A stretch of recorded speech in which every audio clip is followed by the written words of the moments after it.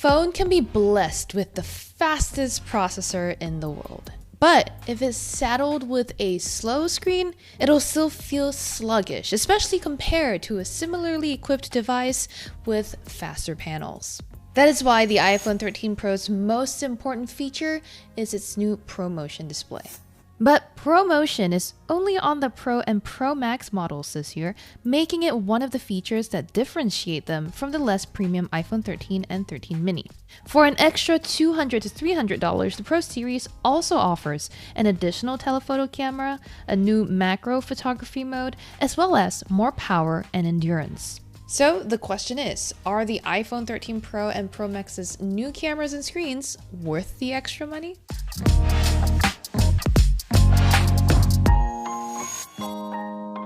Before we get into those features though, there is one thing you should consider: weight. At 204 grams or 7.19 ounces, the 6.1-inch 13 Pro is heavier than the 12 Pro and the iPhone 13. The 13 Pro Max, which has a 6.7-inch screen, outweighs last year's Pro Max, as well as the Galaxy S21 Ultra.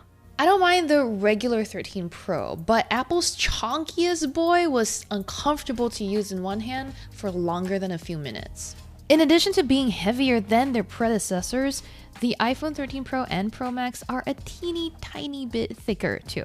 They also have bigger rear camera modules and slightly smaller display notches. Otherwise, Apple hasn't strayed very far from the 12 Pro's design. They all have similar stainless steel bodies with glass coverings and are rated IP68 for water and dust resistance. Even the colors are familiar.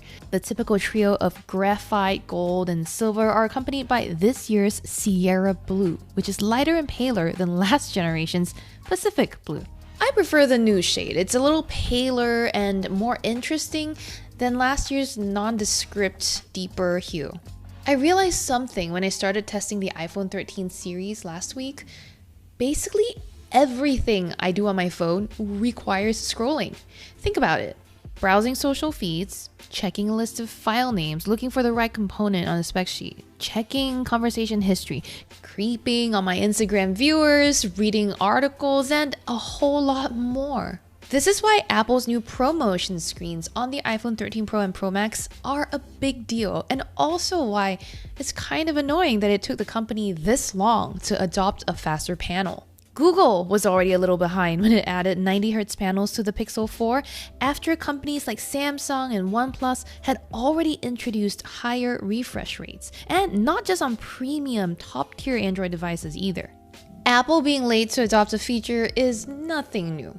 What is important is that the faster screens on the iPhones makes a world of difference. Like many Android phones, the iPhone 13 Pro and Pro Max will adjust their refresh rates to what you're doing. They can go as low as 10 Hz for when you're looking at a static image, or up to 120 Hz for scrolling and compatible games. Aside from ProMotion, the iPhone 13 Pro's OLED displays are also 25% brighter than their predecessors, which is nice for outdoor reading. I enjoyed watching the visual perfection that is Doja Cat's Kiss Me More music video on the iPhone 13 Pro's True Tone display.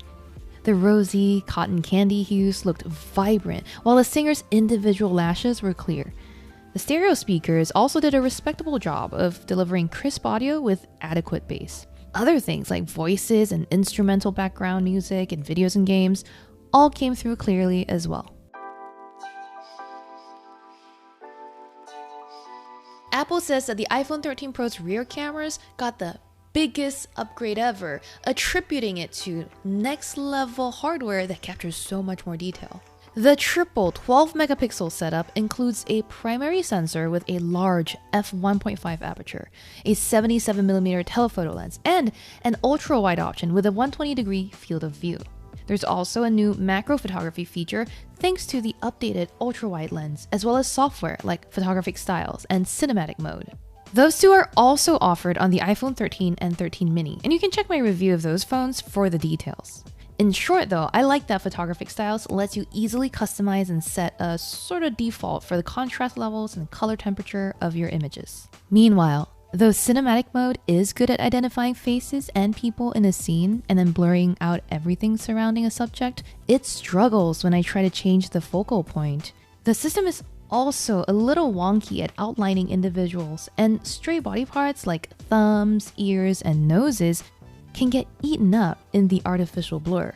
I found that adjusting the intensity via the f-stop setting helped to minimize this, but then that lessened the DSLR-like quality of the video.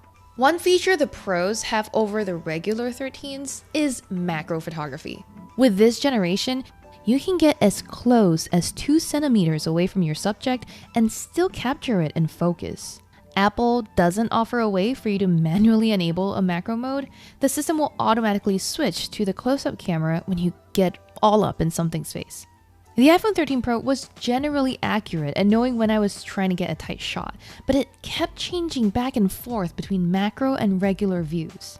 Sometimes it would continually focus and refocus on the flowers behind the buds I was trying to shoot. Apple has said it will be releasing a software update that should prevent the camera from switching in and out of macro mode, though since I've yet to receive it, I can't tell you how effective this will be. When it did work as expected, macro mode delivered surprisingly great results. My shots of a closed flower bud and the vein system on a leaf surface were eye-catchingly detailed, showing individual hairs on the stem and petals. Close-ups of a fried fish clearly rendered the oil oozing out of the batter. You need to make sure to let enough light shine on your subject though, because my shots of a bee inside a flower were dark and splotchy. Still, that's basically photography 101, so it's not an issue specific to macro mode. In general, the iPhone 13 Pro took sharp and colorful photos, rivaling those from the Pixel 5 and Galaxy S21 Ultra. Apple's default treatment renders pictures that are typically brighter and sometimes more saturated than the other two, but with photographic styles, you can pick a look that you like and stick with it. I am also not a fan of the iPhone's aggressive HDR effects compared to the Pixel's more neutral landscapes, but frankly, we're at a point where Apple, Google, and Samsung are generally on par. The iPhone 13 Pro's upgraded sensors also really improved low-light performance. I took photos of the moon peeking through some clouds in the middle of Manhattan skyscrapers with the S21 Ultra, Pixel 5, and iPhone 13 Pro. And they were all impressively clean and sharp. Google still does retain an advantage with night sight though. It just produces photos that are significantly cleaner, brighter, and more detailed. As for the 13 Pro's front camera, it's pretty much the same as the iPhone 13's. And that's not a bad thing. You'll still get cinematic mode and photographic styles via the 12 megapixel true depth sensor.